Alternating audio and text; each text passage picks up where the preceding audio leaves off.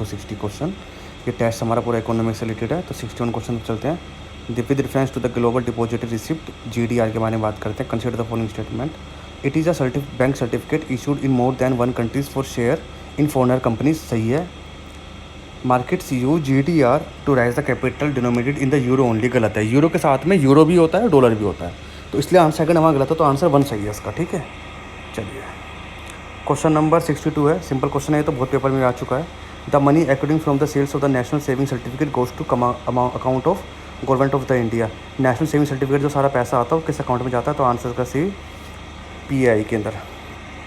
आइए क्वेश्चन पढ़ते हैं। क्वेश्चन नंबर 63 पे चलते हैं। With reference to the GSTC goods and services tax council, it is a constitutional body. सही है। It is headed by the governor of the RBI। ये गलत है।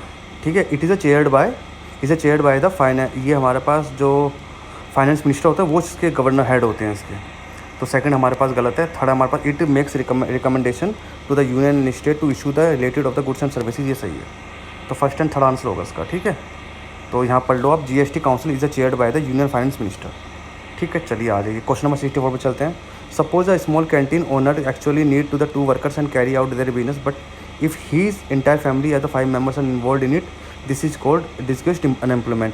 ये तो आप याद कर लो, ये पेपर में कम से कम 8 से 10 बार क्वेश्चन पेपर में आ चुका है। इससे क्वेश्चन ये था, ये तो अलग है। क्वेश्चन पेपर में आता है कि जैसे कि एक फैमिली है गांव के अंदर, फार्मर्स फैमिली है, उसके 10 लोग हैं और 10 के 10 लोग खेतों में काम करते हैं, फार्मिंग करते हैं, एग्रीकल्चर करते हैं, जबकि वहाँ पर जरूरत 5 लोगों की है। तो वो जो अनएम्प्लॉयमेंट हो वो उसे क्या कहेंगे? उसे कहेंगे डिस्गस्ड एम्प्लॉयमेंट। ये क्वेश्चन पेपर में आया था। तो आंसर बच्चों उसका होगा A।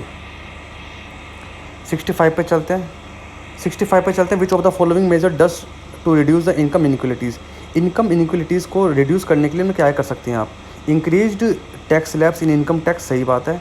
Introduction of the direct benefit DBT, direct benefit जो हम डायरेक्ट अकाउंट में देते हैं, पैसे देते हैं।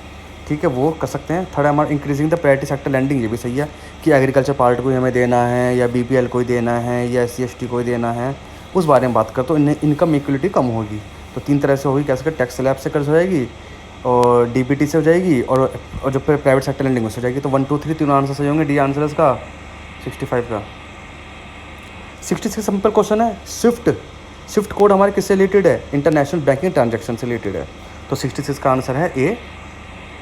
67 पे चलते हैं। Which of the following is object of the SURF/SI act 2002। तो ये तो simple question. Empower the bank to recover loan करने के लिए SURF/SI एक्ट आया था, जिसके अंदर और ये बहुत सारी चीज़ बताई थी कि अगर भाई जो लोन नहीं देगा तो क्या क्या डिफॉल्टर माना जाएगा, फिर जो उसकी प्रॉपर्टी उसकी नीलाम करी जाएगी, ये करी जाएगी, वो करी जाएगी, ऑप्शन करा जाएगा। तो ठीक है, तो 67 का आंसर बच्चों का आंसर हो गया A आंसर हो गया। 66 पे चलते हैं। Which of the following survey are conducted by the national sample survey office. NSSO कौन से सर्वे निकालता है 5 साल के अंदर? देखो, डेबिट एंड इन्वेस्टमेंट ये नहीं निकालता। एम्प्लॉयमेंट अनएम्प्लॉयमेंट ये निकालता है। मैन्युफैक्चरिंग इंटरप्राइजेज ये निकालता है। Land and living stock holder ये नहीं निकालता। सर्विस सेक्टर इंटरप्राइज ये निकालता है। तो आंसर होगा इसका 2 2 3 5। ये आंसर होगा। ठीक है, तो सही आंसर। तो आप यहाँ पढ़ सकते हो। NSSO कंडक्ट करता सर्वे हर 5 साल के अंदर। पहला है consumer expenditure, employment unemployment, social consumption, health and education etcetera, manufacturing enterprising and service sector. ठीक है जी, चलिए 69 पे चलते हैं बच्चों। Which of the following the currency deposit ratio. Currency deposit ratio क्या होता है? करेंसी डिपॉजिट रेशो क्या होता है? It is show the money of the currency that people hold the proportional of the aggregating deposit. ये सही है। And increasing in the cash deposit ratio increasing the money multiplier. ये गलत है। Inflation पैदा करता है। तो सेकंड हमारा गलत है। तो आंसर ओनली 1 होगा इसका। ठीक है, तो ओनली आंसर है इसका ओनली 1 है।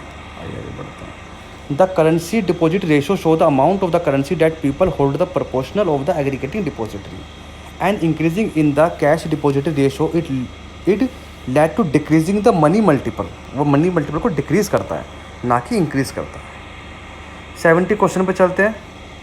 With reference to the primary deficit के अंदर चलते हैं। तो primary deficit the sum of the physical deficit and interest payment.